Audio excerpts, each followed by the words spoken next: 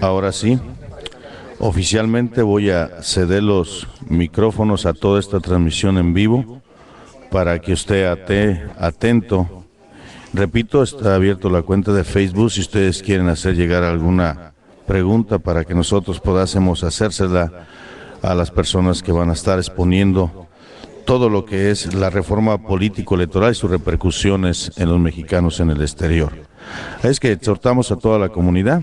En unos segundos dejaremos ya el audio en control de este foro para que usted esté atento y esté realmente informado. Recuerde que esto es Radio Latina 5.0, con transmisión en vivo y en directo en estos acontecimientos que traen consigo una repercusión directa o indirectamente en nuestra comunidad hispanoparlante.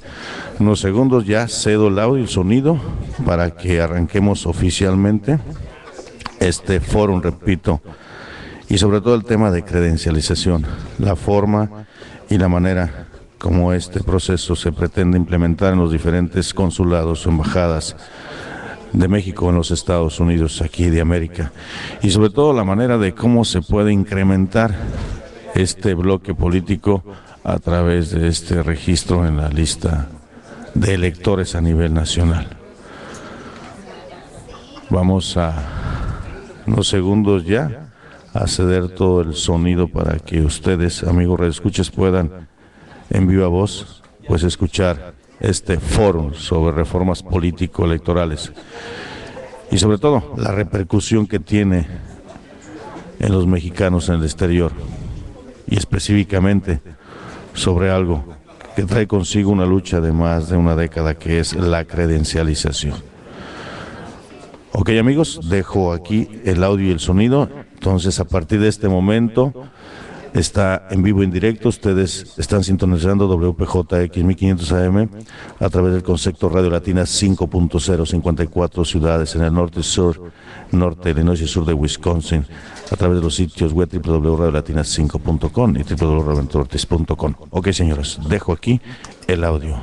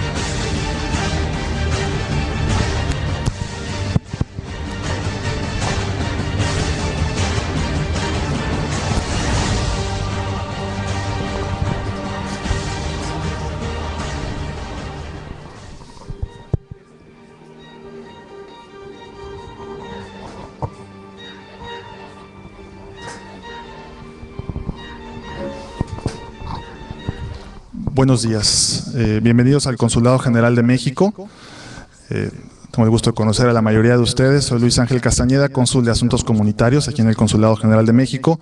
Y me da mucho gusto darles la bienvenida a esta reunión con la visita del senador Juan Carlos Romero Hicks, que se encuentra de visita aquí en Chicago. Y agradecemos a todos ustedes por su asistencia a esta reunión, que surge de una iniciativa propiamente de los consejeros del Instituto de los Mexicanos en el Exterior, la consejera Elvia Torres particularmente, quien de manera pues muy perseverante, ya ella lo platicará, extendió invitación a varios senadores de la República. El senador Romero Hicks es el único que pudo estar de visita en esta ocasión. Y bueno, simplemente antes de ceder la palabra al cónsul general para la bienvenida propiamente, quisiera destacar la presencia de otros consejeros del IME que se encuentran, además de la consejera Elvia Torres, el consejero Gerardo Torres, también de Chicago, y la consejera Marilu Mason, que viene de Detroit, Michigan. También quiero destacar la presencia del maestro Juan Carlos Morales, director de área en el IME, del Instituto de los Mexicanos en el Exterior, y que funge como secretario de la Comisión de Asuntos Políticos del CCIME. Y también reconocer y agradecer que nos acompaña Radio Latina 5.0, nuestro amigo Raúl Ventura, también a invitación de los organizadores y además con una transmisión en vivo. Muchas gracias, Raúl. Y bueno, le cederé la palabra al cónsul general Carlos Jiménez para que dé una bienvenida.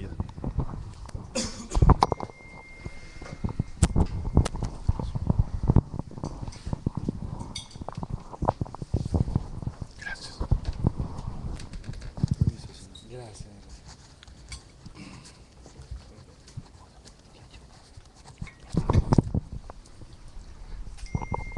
Muy buenos días a todas, a todos. Bienvenidos a su casa.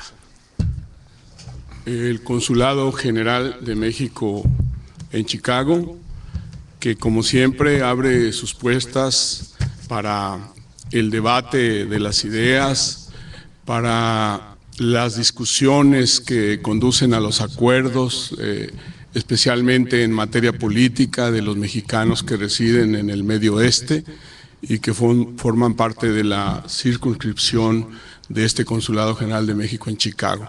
Esta es su casa, como siempre, y espero que esta sea una reunión muy productiva. Quiero reconocer y agradecer y señalar de manera muy importante la presencia de un político muy destacado de nuestro país, desde mi punto de vista, de un político muy versátil que ha tenido la oportunidad de gobernar a su estado, Guanajuato, que ha sido legislador, que está haciendo un papel muy destacado como legislador, como secretario de la Comisión de Relaciones Exteriores para América del Norte del Senado de la República. Y alguien a quien tengo que decirlo con toda la confianza, me liga un trato político de mucha altura y sobre todo un diálogo como se da en las democracias, de un gran acercamiento. He tenido la oportunidad de hacer cosas con él y tengo por él un profundo respeto y por lo tanto me da muchísimo gusto que pues haya aceptado la invitación que Elvia Torres, la presidenta de la Comisión de Asuntos Políticos del Instituto de los Mexicanos en el Exterior, le formuló a él y a otros legisladores de otros partidos para que pudieran tener esta reunión informativa respecto a un hecho político de la mayor trascendencia para los mexicanos que viven en el exterior. Bienvenido, senador Romero, a tu casa y espero que sea muy fructífero para todos este encuentro. Les pido que lo recibamos con un aplauso.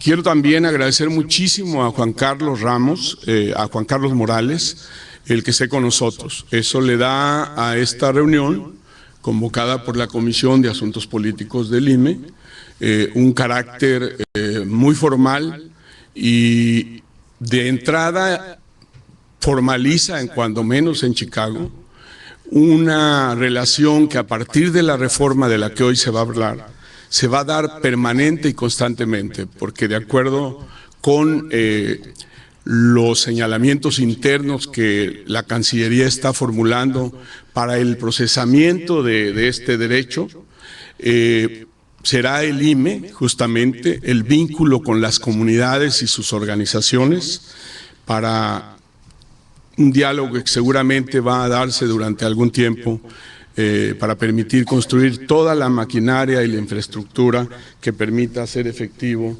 este derecho conquistado por todos los mexicanos en el exterior. Muchas gracias, Juan Carlos, también por estar con nosotros. Sé que fue un poquito abrupto todo, pero aquí está, hizo un gran esfuerzo para acompañar a la Comisión de Asuntos Políticos en este evento. Quiero saludar también a Raúl Ventura, un destacado comunicador de esta región del Medio Oeste y que nos hace el favor, tanto a la Comisión de Asuntos Políticos del Instituto de los Mexicanos en el Exterior, como al Consulado, de estar transmitiendo en vivo esta reunión para toda un área, como ustedes lo saben, muy, muy importante de la comunidad mexicana. Me da mucho gusto que esté aquí el cónsul Bernardo, que como ustedes saben es uno de los cónsules recién incorporados. Bernardo Lugo es un miembro del Servicio Exterior de carrera, que tiene el rango más alto aquí en el consulado. En otras palabras, después del cónsul general, él es el de mayor rango, y me da mucho gusto que nos esté acompañando también esta mañana. Agradezco mucho la presencia del programa Paisano, Enrique Lucero, que como saben el programa Paisano tiene aquí sede, pero para cubrir todo el Medio Oeste y todo el este de los Estados Unidos. Es una representación muy, muy importante, y muchas gracias por haber aceptado la invitación que les formuló Elvia Torres. Gracias a los consejeros del IME que también aceptaron estar hoy aquí, y a todas y todos ustedes, los liderazgos que yo reconozco en todos. Con todos he tenido la oportunidad de tener un trato cercano. Me da gusto que, como debe ser, hoy están aquí representadas pues las corrientes políticas que se reflejan también en el exterior, también en esta región. Tenemos personas que son abiertamente militantes de partidos, y me da mucho gusto, y todos son muy bienvenidos. Y bueno, creo que eso, independientemente de que los demás legisladores de otros partidos no pudieron asistir atendiendo a la invitación que formuló la presidenta de la comisión, me parece que es muy bueno que miembros muy destacados del PRI, del PAN y del PRD también estén hoy presentes con nosotros. Me parece que le da a esta reunión un corte plural, y de eso se trata, de eso es de lo que se trata en la democracia. Así que bienvenidas y bienvenidos todas y todos. No tomaré mucho tiempo porque esta es una reunión de ustedes en la que lo importante serán seguramente más que nada las informaciones que se les van a proporcionar. Más que un debate, porque finalmente hay una conquista, está cristalizada ya en los ordenamientos jurídicos a partir de hace unas semanas. Ahora sigue un proceso que seguramente será interesante dialogarlo, pero me parece que la reunión debe tener un contenido muy relevante, de mucha altura. Ya pasó el tiempo en que se discutía si esta lucha tenía que llegar hasta tal lado o hasta tal dirección. Creo que finalmente no es sin duda una conclusión de la lucha de los mexicanos por mantener y preservar sus derechos políticos cuando por las diferentes razones tienen que dejar su país, sino es una lucha que tendrá seguramente que seguir dando pasos hasta consolidar los plenos derechos políticos de los mexicanos en el exterior. Sin duda alguna, este es uno de los más trascendentes avances en esta que ha sido, una lucha muy larga.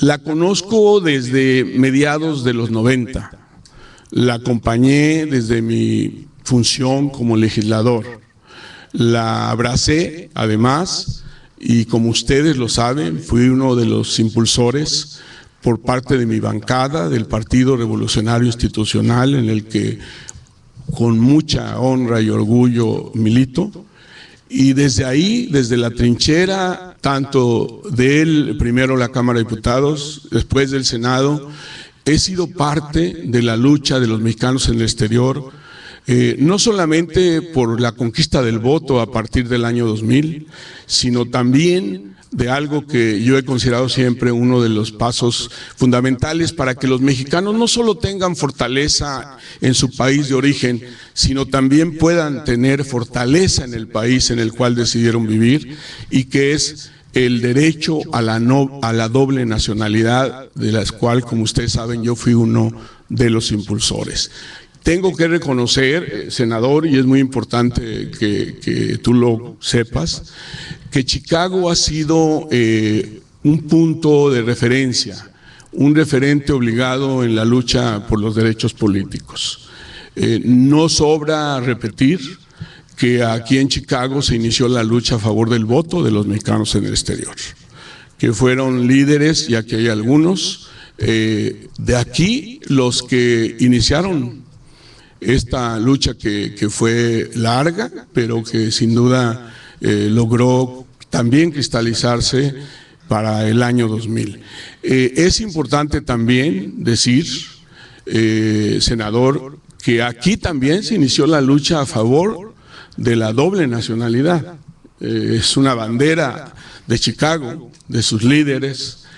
Y también tengo que decirlo, y no lo digo porque tengo hoy la maravillosa oportunidad de ser el cónsul general aquí en Chicago, en donde fui migrante, sino donde es obligado a hablar con la verdad y dejar un poco también de lado mi investidura como cónsul y decir, porque así lo viví y así fue durante este tiempo. La lucha ahora por la credencialización, ahora por las modalidades del voto, otra vez es una lucha encabezada por los liderazgos de Chicago. Eso es muy importante subrayarlo. No somos la primera comunidad en Estados Unidos, somos la segunda después de Los Ángeles, pero políticamente hablando, yo puedo decirlo con contundencia y con mucha convicción, sí es Chicago la primera comunidad bien organizada y sobre todo muy politizada y muy participativa. Eso yo lo he constatado a lo largo de los meses que llevo, de cómo la Comisión de Asuntos Políticos del IME se convirtió de alguna manera en la abanderada de esa lucha para, durante mucho tiempo, en diálogos con los legisladores en México, muchos diálogos, en reuniones de trabajo, incluso aquí mismo, en esta sala, con los consejeros del IME, se daban las batallas de a de veras, y creo que hay que honrar eso, y hay que decirlo. Casi siempre las victorias tienen muchas cabezas, y las derrotas nadie las asume, pero hoy sí hay que decir que esta victoria hay que acreditársela de manera fundamental a la lucha de los líderes políticos de Chicago. El alcance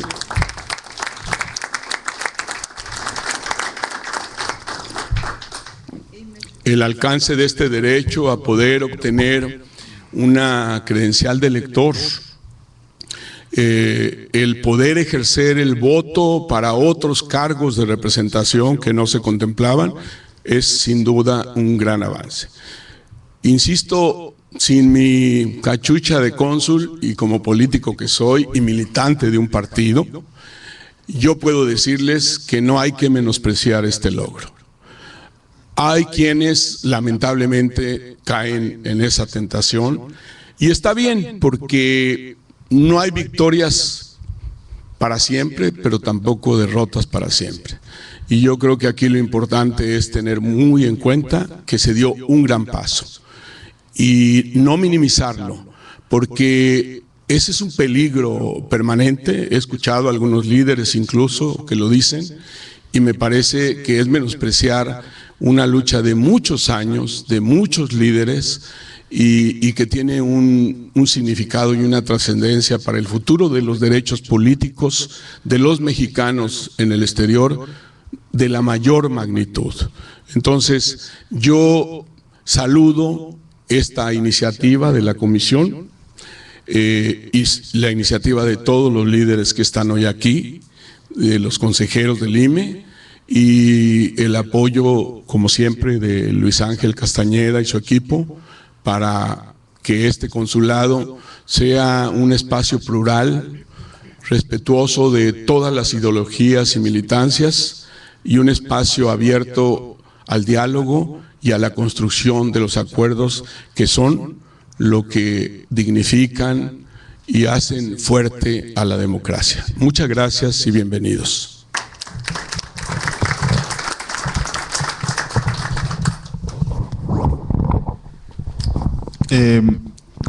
Antes de iniciar propiamente con la intervención del senador, la consejera Elvia Torres, quien formuló la invitación para el senador y para los demás legisladores que no pudieron estar presentes, también va a dar un mensaje, pero antes el maestro Juan Carlos Morales también pidió hacer uso de la palabra para transmitir un saludo desde el IME, desde la Cancillería.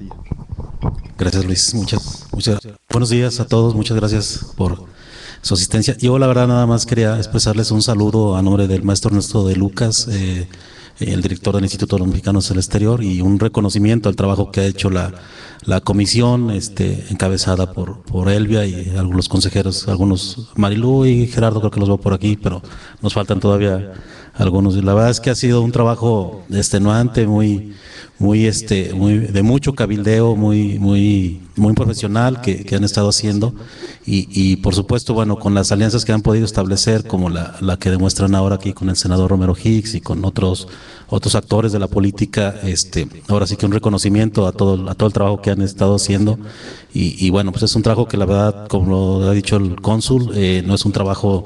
Es un trabajo que ya viene de muchos años, de mucho sacrificio de muchos otros consejeros que han trabajado en esta comisión o desde otras trincheras y de verdad un reconocimiento a todo el trabajo que han estado trabajando, han estado haciendo y muchas gracias por la invitación. Por supuesto, el IME, en mi calidad de secretario técnico de la comisión, bueno, encantado de estar acompañando los trabajos y claro que estamos con todo gusto aquí en Chicago y gracias por la apertura, señor cónsul, de verdad. Muchas gracias.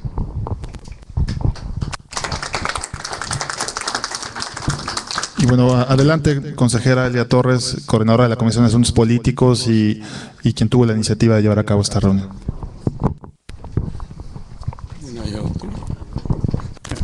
Pues buenas tardes, buenos días, bienvenidos a todos y gracias por atender este llamado. Primeramente quiero darles un saludo de la senadora Marcela Guerra, la cual me llamó su asistente para disculparse, tuvo que salir a unos trabajos que tenía que hacer en el estado de Sonora, es por eso que ella no pudo atender esta invitación. Estaba casi a un 95% que venía, desafortunadamente tuvo que atender su estado. El senador del PRD de Medicis, se me va siempre su nombre, Fidel de Medicis, a su asistente también me había confirmado, desafortunadamente ya no escuchamos nada de su parte, quizás tuvo algo que no pudo dejarlo venir. El senador Rufo también se disculpa, tuvo que salir también, nos lo llamaron a la comisión en el Senado, que tiene que estar ahí presente, tampoco por eso pudo venir. Y la señorita del INE me comenta que van a tener otra reunión aquí en Chicago, aquí en el consulado, posiblemente en 2 semanas, pues prefirieron esperarse para venir a esa reunión. Yo le agradezco aquí al senador Romero Hicks, que está aquí con nosotros, que haya aceptado el estar aquí, aprovechando la coyuntura que iba a venir a hacer otros negocios que él tenía de educación y otras cosas. Gracias, senador, por atender como siempre esta invitación. Y antes de pasar el micrófono, yo quisiera platicarles un poquito acerca de cómo fue que nos involucramos tanto en esto. El 9 de febrero del 2012 invitamos, así como esta vez, a varios senadores, diputados, senadores, al IME, al IFE, que fueran a Los Ángeles, California, y en una reunión como esta, que en esa reunión salimos a las 3 de la mañana, ¿verdad, senador? Y que les dijimos que no se podían ir hasta que saliéramos con un acuerdo, que nadie se iba a levantar de la mesa. Estuvo presente el senador, estuvo presente la diputada Amalia, estuvo presente también la senadora Marcela Guerra, la senadora Ana Guevara y más legisladores, y de esto salió este documento. Ese documento que se llama Propuestas para… No, se llama Compromisos por México en el Exterior. Y en este documento ellos nos firmaron, no sé si se comprometieron a hacer un seguimiento de lo que estábamos pidiendo. Y como número 1 fue el voto de los mexicanos en el exterior. Y constantemente, pobre de Saraí, porque así como el asistente del senador y los asistentes de los demás senadores del PRI, del PAN y el PRD, los bombardeamos todos los días con correos, con mensajes, con llamadas, para ver cómo iba la tarea. Y gracias por haber culminado esto, que para todos es un triunfo. Gracias, gracias, senador.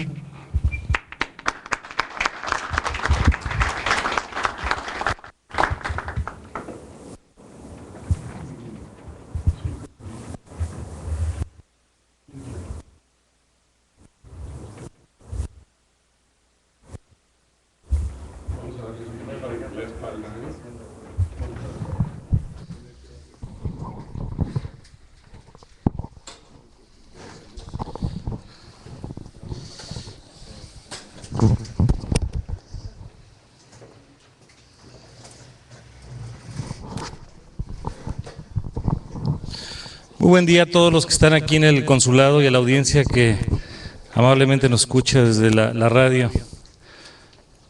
Hoy es un día para celebrar y para reflexionar. Hay avances y quedan pendientes. Y la reflexión debe hacer honor a muchas personas que con polvo, sudor, lágrimas, sacrificios e inspiración han venido construyendo lo que hoy vamos a comentar. Quiero agradecer la presencia de mi amigo, don Carlos Jiménez Macías, nuestro cónsul general. Como él lo ha expresado, la vida nos ha unido en diferentes momentos, tanto personales como familiares, como de carácter laboral. A todo el equipo, a Elvia, a Gerardo, a Mary Lou, a los consejeros, a todos los que el día de hoy están presentes, muchísimas gracias. La presentación que quiero hacer el día de hoy tiene 2 partes.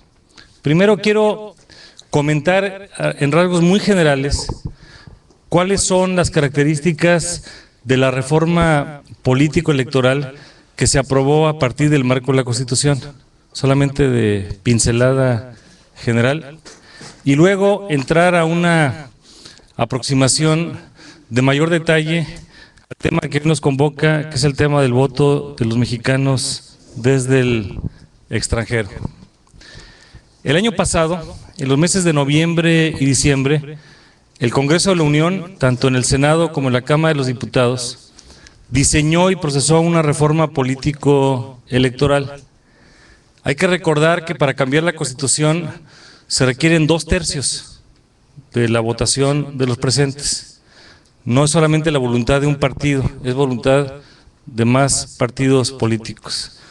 Y en el tema de la reforma político-electoral se lograron alianzas de casi todos los partidos políticos representados en ambas cámaras. Este proceso se aprobó en el Senado, en la Cámara de Diputados y en la mayor parte de las legislaturas locales, lo que se le llama el constituyente permanente. Y a partir de esto se le turnó en su momento al señor presidente de la República y el presidente Peña lo promulgó el 10 de febrero. Y a partir del 10 de febrero es el marco constitucional que gobierna a todo el país. Y de ese marco constitucional se estableció la obligación de hacer también legislaciones secundarias. Principalmente hay 5. Uno, una Ley General de Instituciones y Procedimientos Electorales, es decir, el Código Federal anterior, cuyo acrónimo era COFIPE, se transforma ahora en una ley general. Segundo, se establece por primera vez una Ley General de Partidos Políticos. Tercero, se establece una Ley General para Delitos Electorales. Cuarto, se hacen algunas modificaciones a la Ley Orgánica del Poder Judicial. Y quinto, se hacen modificaciones a la Ley General de Medios de Impugnación. Probablemente la parte más visible tenga que ver con lo que queremos comentar hoy del tema del voto, pero no es lo único. En el cambio de la Constitución se han hecho algunos cambios también muy importantes. Hay que recordar que la Constitución del país es el marco de referencia que gobierna a toda la población y es la aspiración de la parte mayoritaria de la población sobre cómo es que quiere que su gobierno se organice y cómo es que tenga una capacidad de respuesta. ¿Cuáles son los cambios que se hicieron en lo general en la Constitución? Primero, se crean 2 organismos autónomos. El Consejo Nacional de Evaluación de la Política Social, que ya venía trabajando de manera muy razonable, ahora es el que va a evaluar sobre todo temas de indicadores de pobreza. Y es un órgano que no va a estar adscrito a la presidencia o al Ejecutivo Federal de manera directa, sino lo hace de manera independiente. Porque todos sabemos que en particular hoy uno de los temas más importantes del país es el tema de la pobreza. Entonces el Coneval, el Consejo Nacional de la Política Social, se transforma en un organismo autónomo. En las próximas semanas se va a hacer la ley reglamentaria para los detalles sobre cómo va a funcionar. Segundo, hay otro órgano también muy importante, que es el de la Procuración de Justicia. La Procuraduría General de la República se transforma en una Fiscalía General y también con rango autónomo. Esto es muy importante porque el Ministerio Público, que es una institución, es la defensora de la sociedad y es la que nos representa cuando hay alguna conducta inapropiada.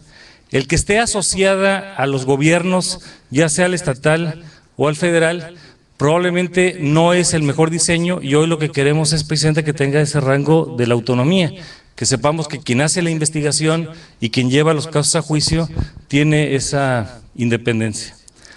Otro de los temas que también se aborda tiene que ver con algunos aspectos culturales que fuimos acumulando en el pasado y que, a diferencia de otros países, impedían una carrera legislativa.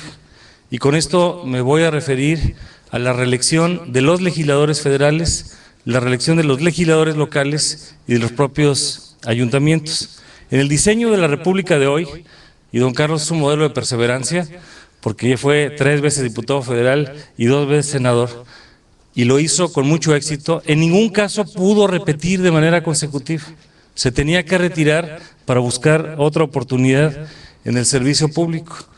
Esto es una herencia, evidentemente, de la historia del porfiriato, en donde por eso no había esa reelección. Y también ahora nos va a permitir 2 aspectos. Uno, que la sociedad conozca un poco más a sus legisladores y que exista el estímulo, que cumplan bien, para que si se presentan a la reelección estén en condiciones de hacerlo.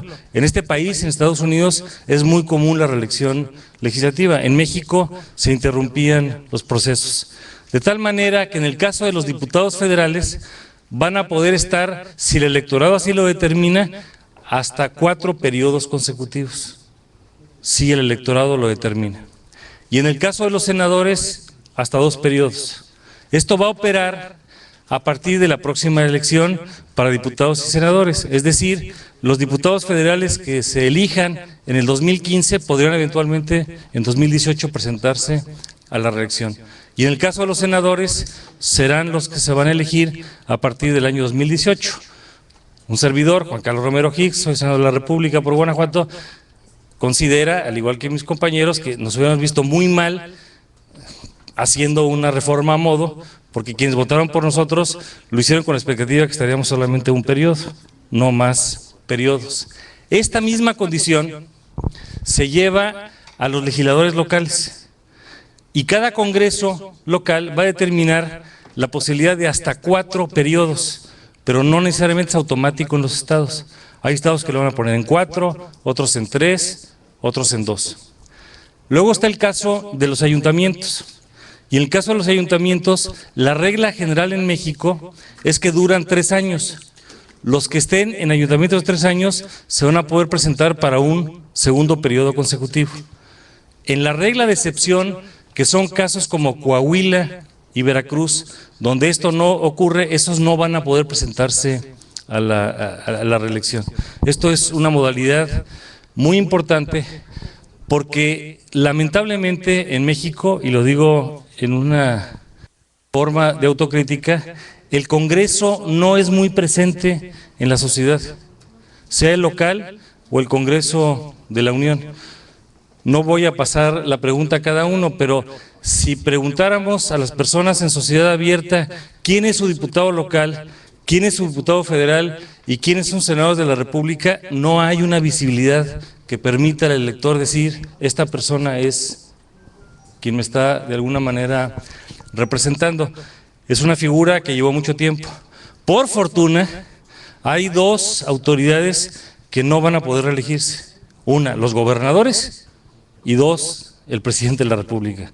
Yo ya tuve el privilegio de ser gobernador en Guanajuato y conmigo no cuentan para un segundo periodo, porque ni a quien lo aguante, y el diseño se hizo precisamente para hacer una sola ocasión. Entonces, los gobernadores y el señor presidente de la República, que sean producto de una elección constitucional, no van a poder estar en esa orientación.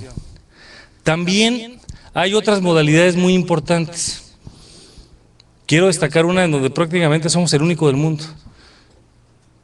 Pusimos en la Constitución, y probablemente no hay otro país del mundo que lo tenga, el criterio de la paridad de género.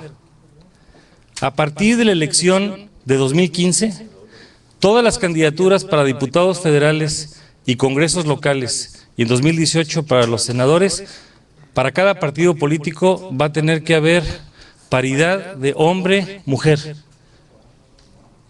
De manera tal, y esta es una situación que está en la Constitución, entiendo que no hay otro lugar en el mundo en que esto esté aconteciendo, y esto no es una concesión graciosa, es el producto de una acumulación muy importante que desde 1953 México reconoció el voto de las mujeres, y las mujeres son el 52% de la población, es la proporción mayor numérico.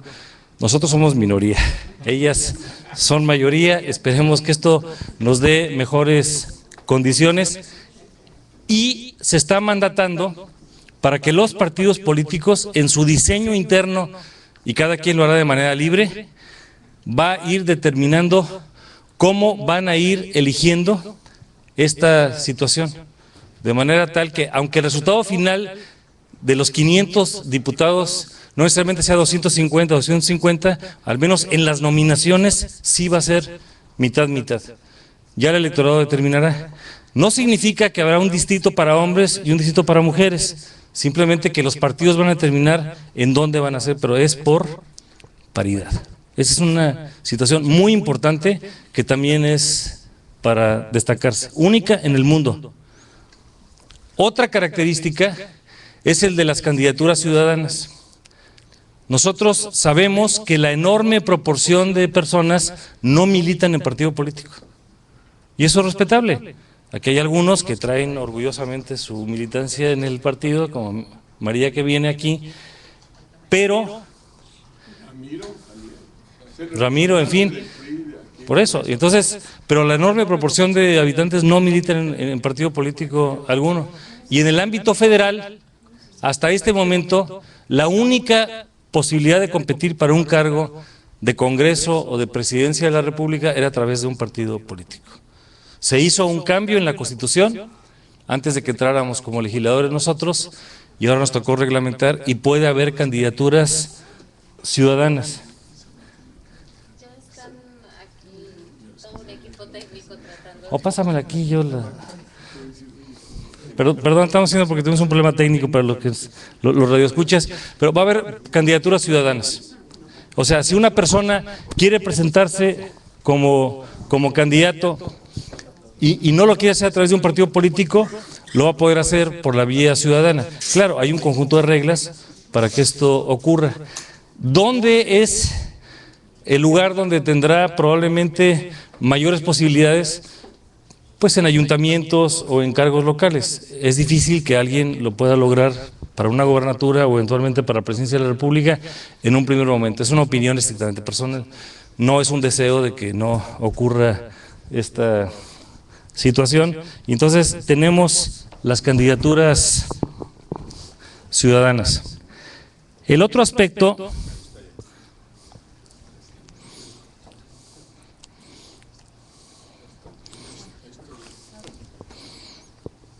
pueden cambiar las láminas que están.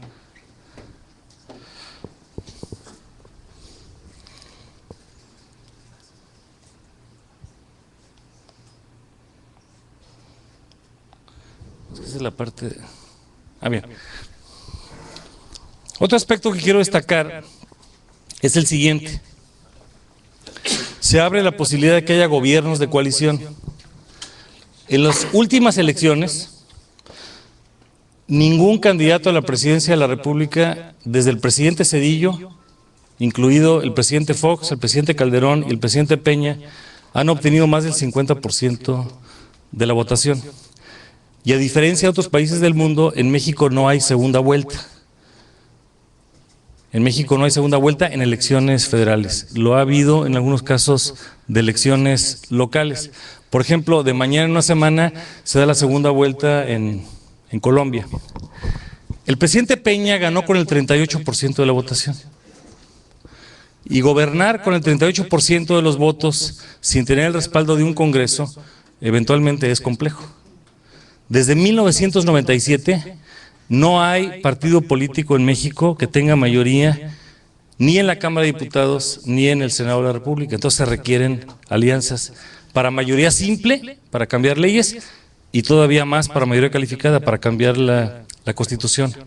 Y se incorpora la posibilidad de que cuando el presidente que gana la elección quiera hacer un gobierno de coalición, va a tener que mandar su gabinete en parte a ser ratificado por algunas de las cámaras. Al día de hoy, el único cargo que requiere ratificación es el señor Procurador General de la República. Vamos a ver un momento posterior en donde probablemente el secretario de Hacienda o el secretario de Relaciones Exteriores requieran ratificaciones del Congreso. También otro detalle que se hace es que se va a cambiar la fecha de la toma de posesión tanto del Congreso de la Unión como del presidente de la República. En el caso del presidente de la República, el que gana la elección en el año 2024, su mandato va a empezar el 1 de octubre, no el 1 de diciembre. Se va a ajustar el calendario. En este momento elegimos al presidente el primer domingo de julio y pasan 5 meses para llegar hasta el 1 de diciembre, y el Congreso va a entrar en agosto y no en septiembre. Otra modalidad de democracia es la ratificación del Plan Nacional de Desarrollo. En la ley que teníamos anteriormente, el presidente de la República diseñaba su planeación, pero no requería ratificación del Congreso. Ahora va a requerir ratificación del Congreso. Entonces, como pueden ver, estamos pasando de una institución republicana que parecía hace años más un querer legislativo y ahora es cada vez más un poder legislativo.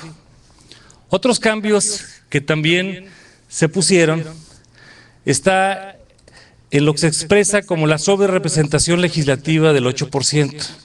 En ningún Congreso local, ni en el Congreso de la Unión, ningún partido político en función de la cantidad de votos que obtiene, va a poder tener más de 8 o menos de 8% sobre el porcentaje que obtuvo en la votación real. Y esto va a ser un diseño significativo. La cláusula que teníamos anteriormente era análoga, pero esta es diferente. También lo otro que se incluye es el prorrateo. Ha habido algunas quejas de que en algunas de las campañas políticas la contabilidad no se distribuía de manera equitativa entre los candidatos, porque puede haber una elección, como hay estados, ejemplo, y aludo al caso que mejor conozco porque soy de Guanajuato, en donde cada 6 años hay 6 elecciones: presidente, diputados federales, senadores, gobernador, legisladores locales y ayuntamientos, y se presentan candidatos del mismo partido o en coaliciones de manera compartida, y el prorrateo de cómo se va a dar la fiscalización del gasto no necesariamente era muy clara. El otro cambio que también tenemos, que es muy significativo, es el cambio de la regulación de la propaganda gubernamental. La propaganda gubernamental se va a limitar ahora a utilería textil. En algunas campañas, algunos partidos entregaban bicicletas, refrigeradores, otro tipo de utilitarios. Ahora va a ser estrictamente textil. Se hace una regulación más estricta para delitos electorales, sobre todo para que nadie haga trampa, sea desde el sector público o como ciudadano. Se homologan procedimientos electorales, se aumenta el umbral de la votación para que se exija que para conservar el registro de un partido político se eleva el umbral para que el mínimo sea 3% de la votación efectiva. Si un partido político, ya sea local o nacional, no conserva el 3%, pierde su registro. Se hacen aspectos más importantes en cuanto a fiscalización de partidos y de campaña, y a propósito he dejado 2 temas al final. 1, se rediseña el IFE, y 2, el voto de los mexicanos en el exterior. En el caso del IFE, el Instituto Federal Electoral se crea en el año de 1990, y probablemente los únicos que no nos hemos dado cuenta que probablemente tenemos el mejor instituto electoral del mundo somos los mexicanos. Y me lo han dicho europeos, asiáticos y latinoamericanos. La elección de 1988 fue una elección muy compleja, y producto de esa elección, y hay que recordar que en aquella época el gobierno era el que organizaba las elecciones, se crea el Instituto Federal Electoral, y el Instituto Federal Electoral se gobierna por ciudadanos que no deben tener criterios de partido, y se crea como un organismo constitucional autónomo. La Constitución establece que las elecciones tienen que tener 6 principios que son muy importantes: certeza, legalidad, independencia, imparcialidad, objetividad y el máximo de transparencia. Este principio de un ciudadano, un voto, y que cada voto vale lo mismo, es fundamental en una democracia electoral. No es común en otros países del mundo, incluido el que hoy nos alberga, el que haya un padrón con fotografía, el que haya una credencial con fotografía, el que el mismo día de la elección, sección por sección y casilla por casilla, sepamos el resultado electoral. Esto ha sido en el ámbito federal, y por eso el IFE tiene un reconocimiento importante. Ahora, siempre hay áreas de oportunidad para mejorar. Sin embargo, en opinión de algunos, lo que acontecía en ocasiones en algunos estados del país es que no necesariamente algunas de esas elecciones así se organizaban, y teníamos organismos electorales que no tenían el mismo grado de credibilidad.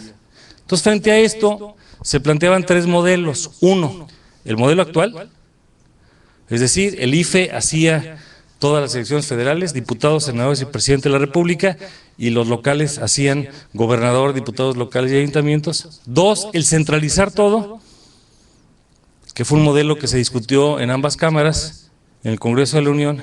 Y tercero, el modelo que quedó, que es una mezcla, es un híbrido, en donde se conservan los institutos locales y ahora el Instituto Nacional tiene atribuciones exclusivas. Porque, y lo digo con mucho respeto, en opinión de algunos actores, en algunos casos, las autoridades locales tenían algunas injerencias que no necesariamente eran para garantizar la certeza, legalidad, independencia y demás valores que he comentado. Entonces, el Instituto Federal Electoral se transforma en Instituto Nacional Electoral. Y a partir del 7 de abril tomaron ya posesión los nuevos consejeros y cambió la denominación del IFE al INE, Instituto Federal Electoral, Instituto Nacional Electoral. ¿Qué es lo que va a hacer el Instituto Nacional? Va a conservar el padrón electoral, la geografía distrital, la fiscalización de las campañas, la capacitación de los funcionarios de casilla, y esto va a modificar la manera en que se van a hacer algunas de las cosas. En los casos locales, los institutos locales seguirán haciendo las elecciones, pero también se prevé la posibilidad, y espero que no llegue a darse, que si en algún lugar no hay condiciones para que una elección local, sea para gobernador, ayuntamiento, diputado local, el instituto local lo puede hacer, el Instituto Nacional lo puede atraer y lo va a poder organizar. Vamos a probar cómo da sus resultados. Dicho esto, es el marco general y consideré importante tener la perspectiva del contexto para intentar ubicar de manera más directa el voto de los mexicanos en el exterior. En el caso que nos ocupa, en la reforma constitucional de diciembre a febrero que acabo de comentar, no hubo mención al tema del voto de los mexicanos en el exterior, lo cual preocupó a algunos de los actores y fueron un poco a darnos una forma de recuerdo grato para decirnos qué pasó. Y nuestro comentario en el Congreso fue decir, el hecho de que no esté en la Constitución no significa que esté impedido, simplemente se va a ver en las leyes secundarias. Y esto es logro de muchas personas. Trazar un futuro es un acto de amor, de visión y de esperanza. Ayer Raúl Ros, por ejemplo, me daba la obra que muchos conocen de los mexicanos y el voto sin fronteras, y así como menciono a Raúl y menciono aquí a don Luis y a muchas personas, es el sueño de muchos que se han venido dando. Esto no es de un partido, no es de un gobierno. ¿Le puedes regresar una, por favor? Y sin duda que las organizaciones de mexicanos que viven en el extranjero son los que se han convertido, y en particular este lugar de Chicago, ya lo dijo nuestro cónsul general, aquí es donde me gusta usar la palabra conspiración. Si la conspiración de independencia tuvo su lugar, y no es una palabra espuria, viene de coinspirar. Hay que seguir conspirando a favor del país. Pues todos ustedes y los que nos están escuchando son conspiradores, a mucha honra.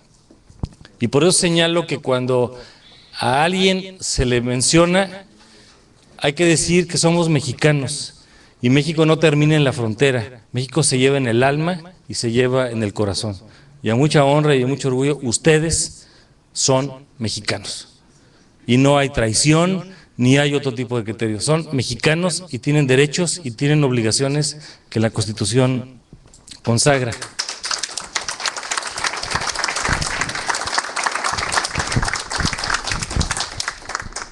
Entonces, sin duda, estas organizaciones, y aquí están viendo una foto donde algunos de ustedes se van a poder reconocer, evidentemente faltarían miles de personas adicionales, y aquí recuerdo con gran orgullo esa reunión que tuvimos el 9 de febrero el año pasado, donde trazamos una ruta y tenemos algunos avances, otros pendientes que van a quedar ahí en el camino. La audiencia no va a poder darse cuenta de cómo vamos a responder esta pregunta, pero levanten la mano los que estuvieron en este proceso de Los Ángeles para acá, por favor. Muchísimas gracias. Ese es un trabajo que ellos merecen ser reconocidos.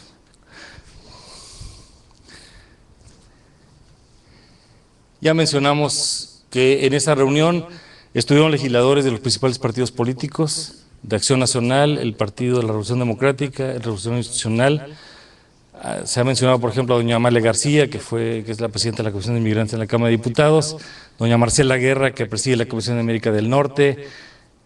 Meses después, algunos senadores, entre otros su servidor, Marcela Guerra, que preside la Comisión de América del Norte, Laura Rojas, Fidel de Médicis, tomamos iniciativas previas, Ana Guevara también se sumó, iniciativas previas que ya encontramos en el Congreso. Nosotros no inventamos la iniciativa, y aquí aprovecho para agradecer a Saraí Núñez, que nos acompaña y está haciendo toda la parte de preparación, incluidas las láminas que estamos presentando a los que estamos aquí en vivo y en directo.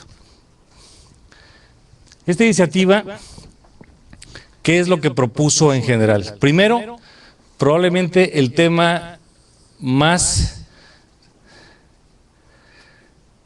trascendente de impacto, que es credencializar fuera del país. Esto había sido un impedimento de carácter legal, político y técnico. Segundo, ver la posibilidad de un voto electrónico. Tercero, el ampliar la votación para que quedara no solamente en el voto postal, sino el voto presencial en embajadas y en consulados, y ampliar el espectro para no solamente votar para presidente de la República, sino ampliarlo a otros cargos de elección popular. Dada esta reforma política electoral, pues tuvimos reuniones, y lo que se logra por todos los partidos políticos, y en esto debo destacar que se logra la suma de todos los partidos políticos, y la palabra unanimidad viene de alma, de ánima, de voluntad, es una orientación en este sentido.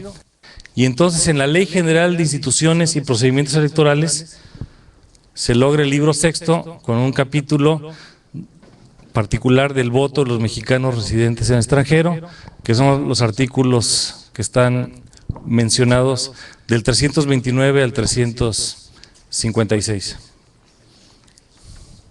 ¿Qué establece esto?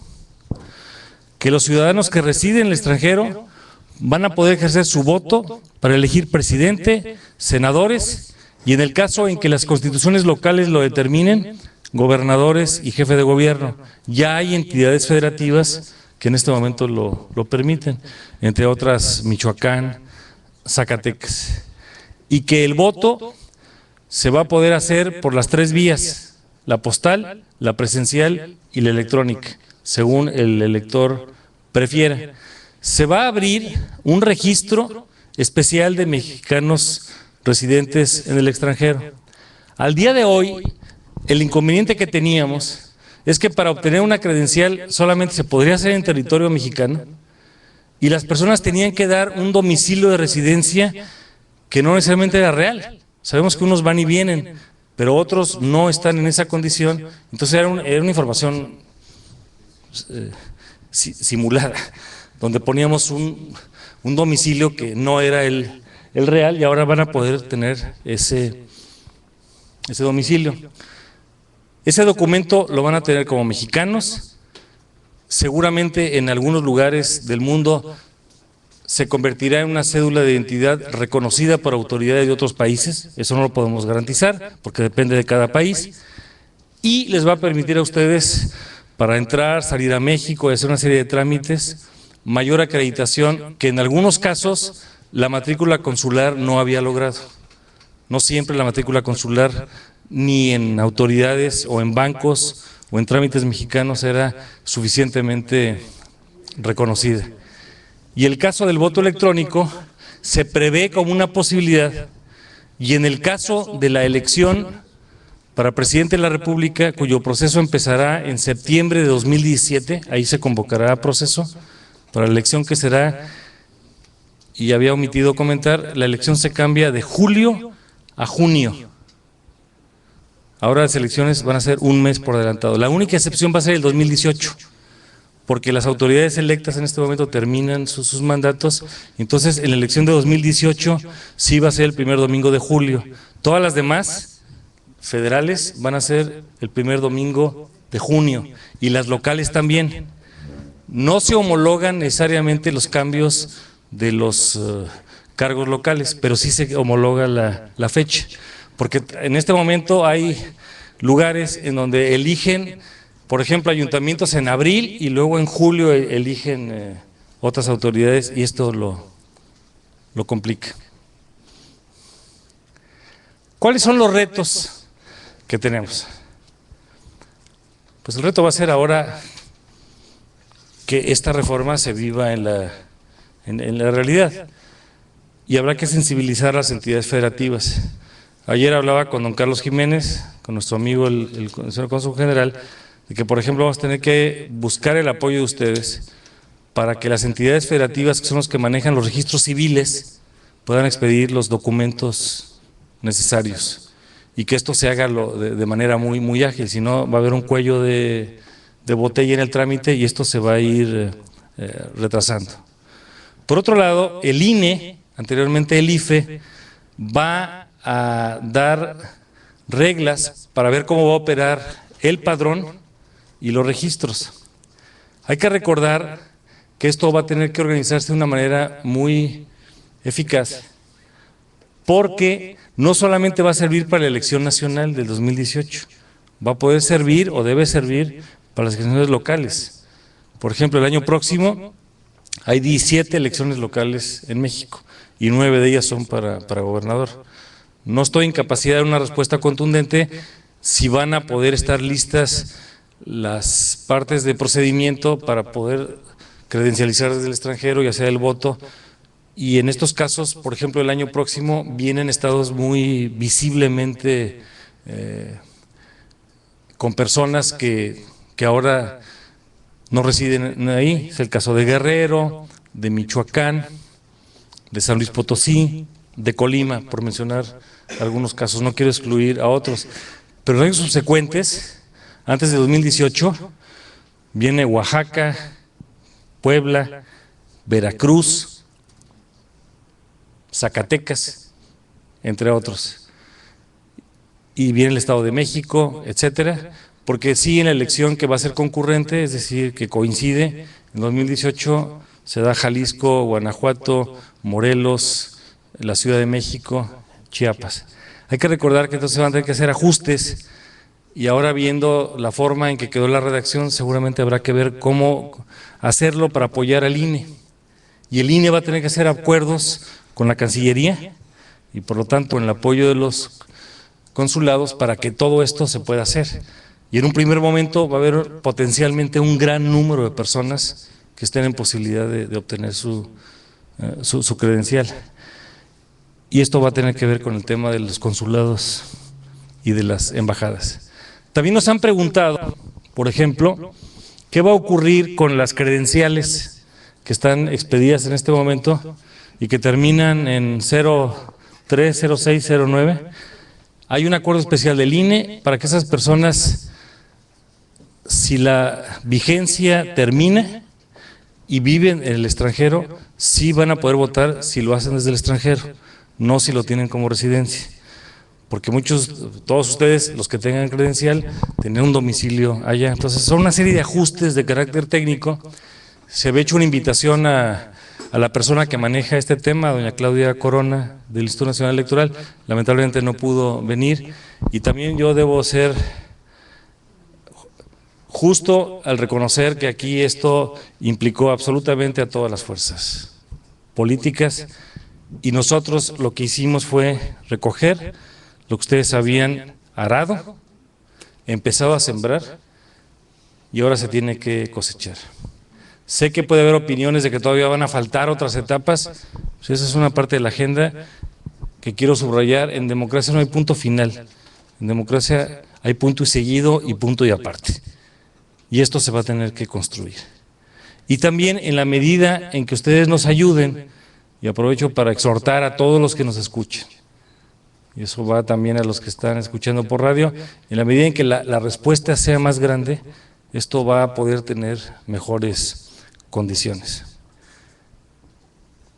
En los estados de alta migración hay una gran sensibilidad a lo que está ocurriendo, pero hay estados de la República donde esta perspectiva no está en la agenda muy visible. Entonces, este es un acompañamiento en donde, con esto termino, es un momento de celebración y de reflexión. Celebración parcial, porque se pueden hacer muchas cosas, y de reflexión, porque hay que ver dónde estábamos, dónde llegamos y a dónde nos queremos ir. Yo tengo aquí una lista de algunas personas, y siempre corre uno el riesgo de omitir personas que nos fueron acompañando hoy y ayer en el camino. Y me refiero a Albia Torres, a Verónica Toscano, a Carlos Arango, a Roberto Bravo, a Frank de Ávila, a Andrés Herrera, Leticia Alanís, Gilberto Camacho, Juan Fierro, Aarón Hernández, Ernesto Vargas, Mary Lou Mason, Marisela Medrano, José Antonio Vallejo, Víctor Manuel Sánchez, Elio Villaseñor, Salvador Pedrosa, Raúl Ross, Juan Andrés Mora, José Luis Gutiérrez, Luis Pelayo, Jorge Mújica, Fabián Morales, Artemio Arriola, Juan Carlos Diosdado, Humberto Mora, María de Mezcua y Carmen Paniagua, Javier Salas, en fin, y con esto, y hay muchísimas omisiones seguramente que estoy dejando aquí en el camino. Esto es lo que se obtuvo. Hagamos balance, corte de caja y reflexionamos para que se cumpla, y si hay más cosas que seguir trabajando, seguramente esto se va a seguir acompañando. Y obviamente el Instituto de los Mexicanos en el Exterior tendrá un papel muy significativo con todo esto. Aquí a los tres consejeros, a Elvia, a Gerardo y a Mary Lou, en particular también por mover la sonaja y por recordarnos. Hubo un momento hace unos meses en el Senado de la República en donde los tiempos no eran muy claros si esto se podría o no obtener. Entonces creo que simplemente esta es una justicia parcial a algo que teníamos pendiente y que tenemos que trabajar. Y así es la vida. El sudamericano Eduardo Galeano tiene una expresión muy importante cuando escribe sobre la utopía y comenta cómo es la utopía, y se refiere en los siguientes términos y dice: ella está en el horizonte, me acerco 2 pasos y ella se aleja, me acerco unos pasos más y se vuelve a alejar. Entonces se pregunta: ¿para qué sirve la utopía? Y la respuesta es: para caminar, para caminar.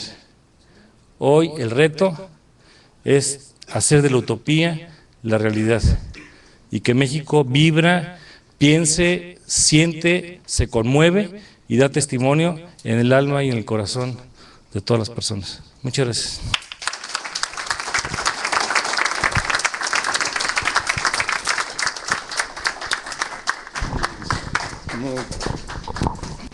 Luis Ángel o Elvia, no sé. ¿Quiere usted moderar o quiere hacerlo usted? Si no, te lo voy a tomar.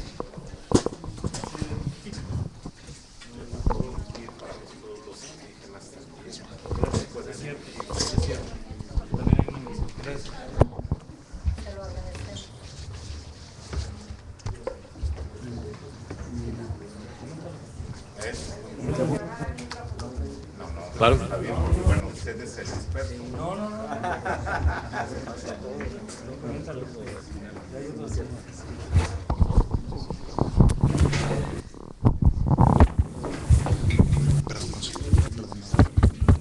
Voy a pasar acá. Entonces, ¿Qué me decís?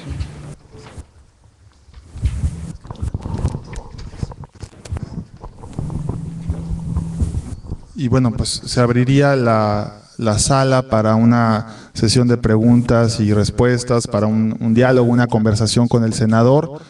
Los compañeros nos van a hacer favor de pasar el micrófono, así que pues adelante quien desea hacer uso de la palabra en primer término.